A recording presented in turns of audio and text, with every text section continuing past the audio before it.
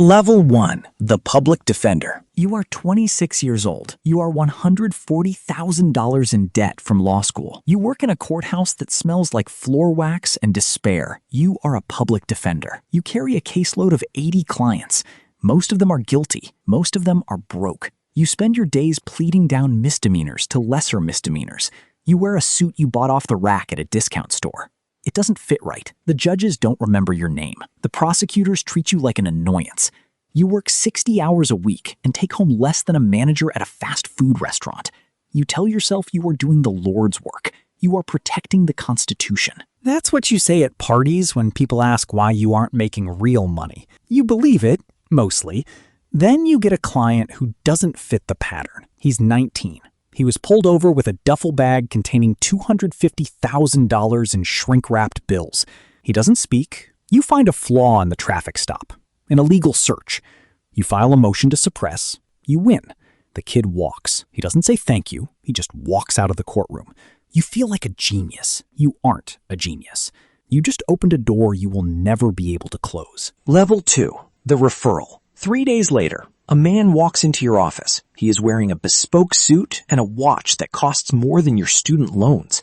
He doesn't have an appointment. He sits down and places a thick manila envelope on your desk. It is filled with $50,000 in used 20s. He says, "For the kid." He hands you a business card with a burner phone number on it. He says, "We have more kids. We need a lawyer who wins." You look at the money. It is a year of your salary sitting in an envelope. You tell him you don't take cash retainers from unregistered sources. He smiles. He tells you to figure it out. He leaves. You stare at the envelope for an hour.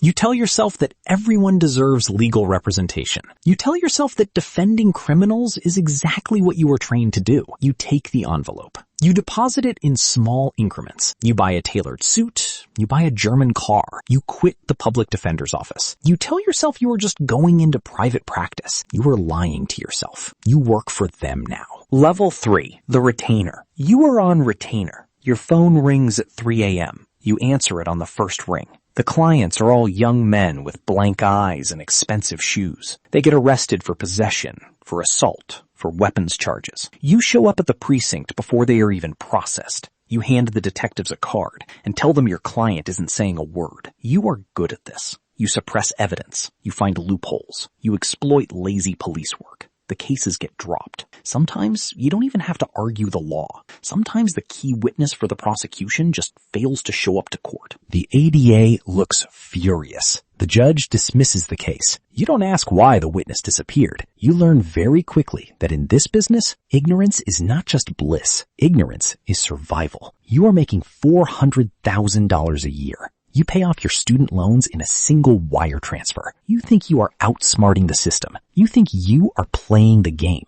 You don't realize you are the board they are playing on. Level 4. The Fixer. You are no longer just defending cases. You are managing problems. The man in the bespoke suit visits you again. He tells you they need to buy commercial real estate, but the money is complicated. He asks if you can help structure it. You know exactly what he is asking. He is asking you to launder cartel money. You hesitate. Defending a drug dealer is legal. Hiding a drug dealer's money is a felony. He looks at you. He reminds you of how much money they have paid you. He reminds you of the house you just bought. The implication is clear. You are in too deep to say no. You set up shell companies in Delaware. You open offshore trusts in the Cayman Islands. You buy car washes, nail salons, and strip malls in cash. You create layers of corporate anonymity that the IRS would need a decade to unravel. You are no longer practicing law. You are facilitating a transnational criminal enterprise. You bill $1,000 an hour. You drink expensive scotch every night to go to sleep. Level 5. The Messenger. A stash house gets raided. 50 kilos of cocaine. 2 men are arrested. One of them is a lieutenant. The bespoke suit visits your office. He is not smiling this time. He tells you the lieutenant is weak. He tells you the lieutenant cannot be allowed to talk to the feds. He tells you to go see him in holding. You sit in a small, windowless room with the lieutenant. He is terrified. He tells you he is going to take a plea deal. You look at him. You deliver the message. You tell him that if he takes a plea, his wife in Guadalajara will be killed. You tell him that if he takes the fall silently, his family will be taken care of for life. You say the words flatly, neutrally, like you are reading a contract. The lieutenant stares at you. He starts to cry. You walk out of the room. 2 days later, the lieutenant hangs himself in his cell with a bedsheet. The case is closed. You receive a bonus of $100,000. You look at the money in your account, and you feel nothing. You have successfully amputated your own conscience. Level 6. The Consigliere. You are summoned to Mexico. You do not get a choice. You fly private to Monterrey. You are picked up by men with tactical rifles and driven 3 hours into the mountains in an armored SUV. You arrive at a compound that looks like a fortress. You meet the boss. He is soft-spoken. He pours you high-end tequila. He calls you his brother. He tells you he has a problem with a rival plaza boss. He asks for your advice on how to use the American legal system to destroy his rival's supply chain. You explain how to anonymously tip off the DEA. You explain how to freeze assets using the Treasury Department. You are weaponizing the United States government on behalf of a drug cartel. The boss is pleased. He embraces you. You fly home. You realize something on the flight. You are making millions.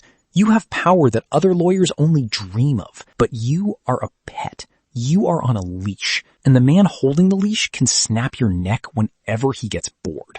Level 7. The target. The temperature changes. You notice a black SUV parked down the street from your house. It sits there for 3 days. Your phone clicks faintly when you make a call. Your bank accounts are quietly subpoenaed. The DEA is looking at you, not at your clients, at you. You are no longer viewed as a defense attorney. You are viewed as a co-conspirator. You hire a criminal defense attorney for yourself. He costs $1,500 an hour. He looks at your files and shakes his head. He tells you the feds are building a massive RICO case. He tells you that you have crossed the line from representation to participation. You tell the bespoke suit that you are under investigation. You ask for help. He looks at you coldly. He tells you to handle it. He tells you not to become a liability. You understand what that means. A liability is something they eliminate. You are caught between the federal government and a cartel hit squad. You stop sleeping. You lose 15 pounds. Level 8. The Pariah. Your wife finds a burner phone in your briefcase. She reads the messages. She packs a bag, takes the kids, and leaves. She files for divorce from an undisclosed location. Her lawyer sends you a letter stating she wants no money, no alimony, nothing. She just wants to be entirely disconnected from you when the hammer falls. Your colleagues at the country club stop waving to you. Other lawyers stop returning your calls. The bar association quietly opens an ethics inquiry. You are completely isolated. The only people who will speak to you are murderers, money launderers, and fixers. You live in a 10,000 square foot mansion that feels like a mausoleum. You walk through the empty rooms at 4 a.m., holding a glass of scotch and a loaded Glock 19. Every shadow looks like a DEA raid. Every creak of the floorboard sounds like a cartel sicario coming to tie up loose ends. You have everything money can buy. You have nothing else. Level 9. The hostage. The FBI raids your office. They take the hard drives. They take the files. They take everything. 2 agents sit you down in an interrogation room. They don't yell. They are polite. They slide a piece of paper across the table. It is a draft of your indictment. Money laundering, conspiracy to distribute narcotics, wire fraud, witness tampering. It carries a mandatory minimum of 20 years. The next morning, you walk out to your car. Tucked under the windshield wiper is a photograph. It is a picture of your children walking into their new school in a different state. There is no note, just the photograph. The cartel knows about the offer. They know where your family is. You are trapped. You cannot cooperate,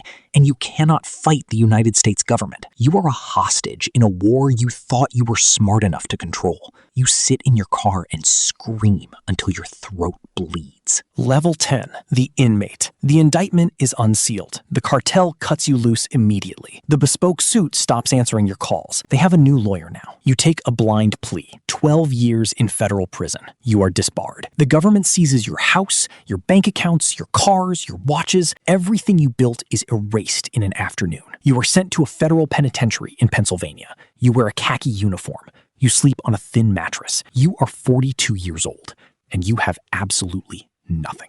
The inmates you used to defend are in there with you. Some of them hate you. Some of them need you. You spend your days in the prison library. You write appeals for gang members in exchange for protection. You trade your legal mind for commissary noodles and the promise that you won't be stabbed in the shower. You are the cartel's favorite lawyer, right up until you weren't.